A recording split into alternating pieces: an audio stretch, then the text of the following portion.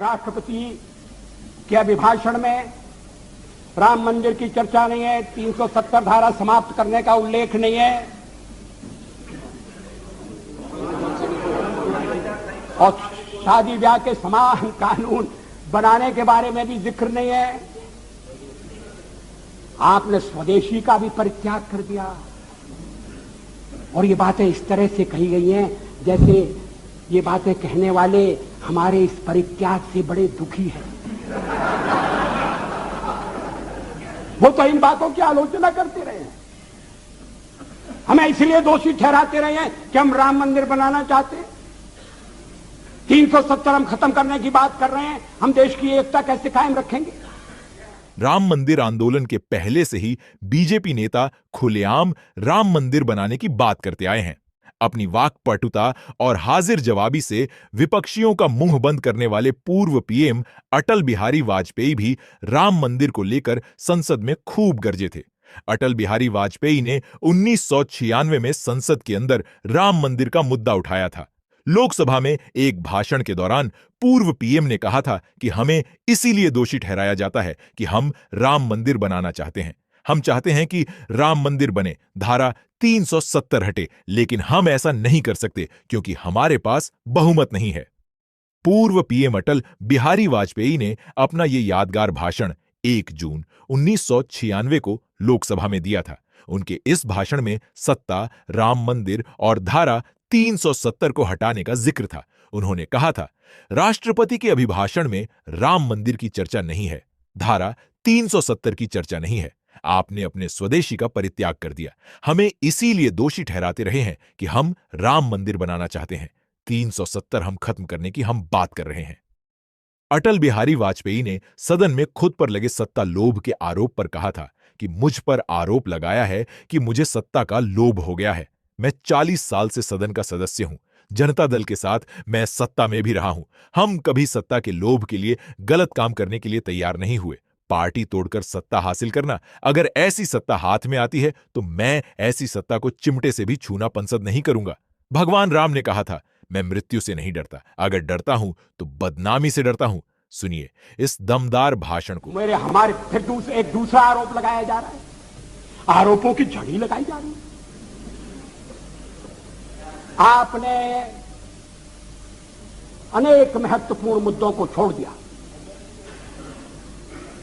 राष्ट्रपति के अभिभाषण में राम मंदिर की चर्चा नहीं है, 370 धारा समाप्त करने का उल्लेख नहीं है और शादी ब्याह के समान कानून बनाने के बारे में भी जिक्र नहीं है। आपने स्वदेशी का भी परित्याग कर दिया और ये बातें इस तरह से कही गई हैं जैसे ये बातें कहने वाले हमारे इस परित्याग से बड़े दुखी हैं। वो तो इन बातों की आलोचना करते रहे हैं, हमें इसलिए दोषी ठहराते रहे हैं कि हम राम मंदिर बनाना चाहते हैं। 370 हम खत्म करने की बात कर रहे हैं, हम देश की एकता कैसे कायम रखेंगे।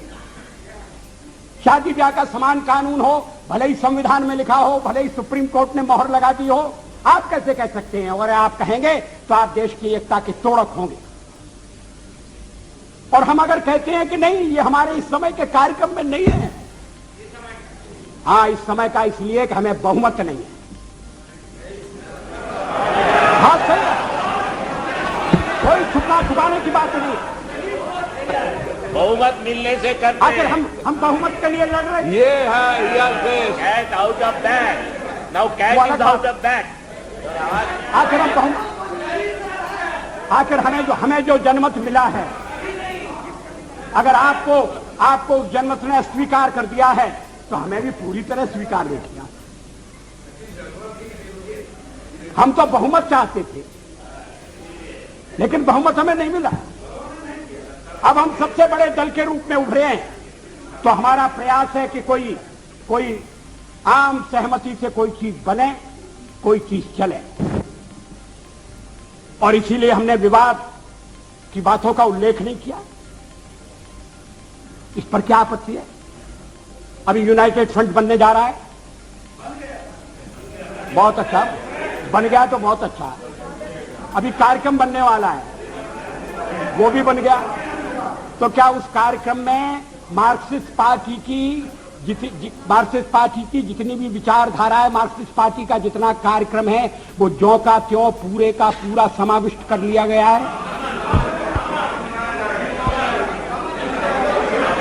और अगर कर लिया गया है तो मार्क्सिस्ट पार्टी फिर सरकार से दूर क्यों रह रही है? जब संयुक्त मोर्चा बनता है, जब अनेक दल निकट आते हैं, साथ आते हैं, तो फिर हरेक को कुछ ना कुछ चीज छोड़ना पड़ती है।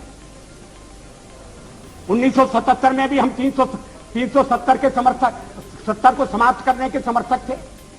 ये रामविलास जी पासवान बैठे।